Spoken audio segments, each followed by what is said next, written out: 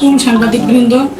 আমার মা আমার বাবা মারা যাওয়ার আগে ৪৫ লক্ষ টাকা চিকিৎসা করাবে বলে একটা জমি বিক্রি করে, যা আমাদের অজান্তে এবং অনুপস্থিতিতে জোরপূর্বক ওই ৪৫ লক্ষ টাকা তিনি একাই আত্মসাৎ করেন। আমাদেরকে ওই টাকার কোনো ভাগ আজও পর্যন্ত সে দেয়নি। এমনকি আমার বাবার টঙ্গীতে একটা জমি ছিল, যেই জমি সে আমাদেরকে আমার বাবার দেনা পাওনা পরিশোধ করবে বলে আমাদের কাছ থেকে দলিল নেয়, এবং আমরা ওই জমি বিক্রির পর 1 টাকা আমরা আনিনি। ওই সম্পূর্ণ টাকা উনি দেনা পাওনা দিবে বলে আমাদের কাছ থেকে নিয়ে যায়।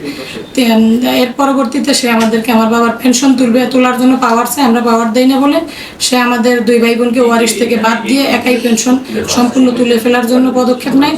পরবর্তীতে আমরা ডিসি স্যারকে জানাই এবং ডিসি স্যার আমাদেরকে আলাদা পেনশন পাওয়ার জন্য ব্যবস্থা করে দিবেন বলে আশ্বস্ত করেন।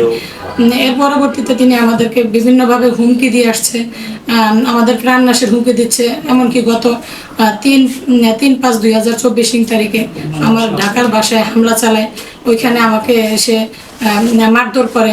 এক পর্যায়ে আমি 999 পুলিশ আনার পর এখানে পরিস্থিতি তারা সামাল দেয়, এবং আমরা এর পরবর্তীতে থানায় একটা জিডি আছে আমাদের, ওই জিডির পরিপ্রেক্ষিতে আমরা এসআইকে জানাই। উনি ওনাকে বলে দিছে যে এখানে যাতে ফার্দার এসে কোনো ধরনের অশান্তি না করে। কিন্তু উনি আজকেও এখন এই মুহূর্তে ঢাকাতে আছেন।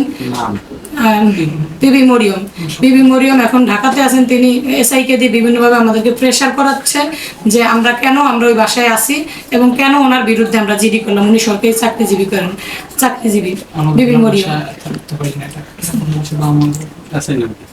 এসআই সাইফুল ইসলাম নয়ন উনি আমাদেরকে আমরা কেন বিবি মরিয়মের বিরুদ্ধে সরকারি চাকরি করে ওনার বিরুদ্ধে কেন জিডি করলাম।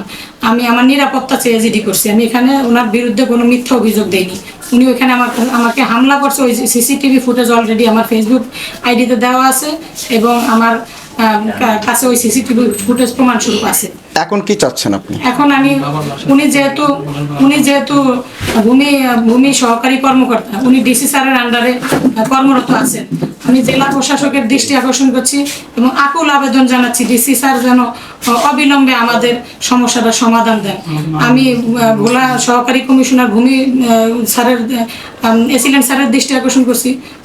উনি যেহেতু বিবি মরিয়ম যেহেতু এসিলেন্ট স্যারের আন্ডারে চাকরি করে, স্যার যেন আমাদের ব্যাপারটা আমলে নিয়ে অতি দ্রুত আমাদের সমস্যার সমাধানের জন্য পদক্ষেপ নেন এবং ওনার সুষ্ঠু বিচার আমরা দাবি করছি।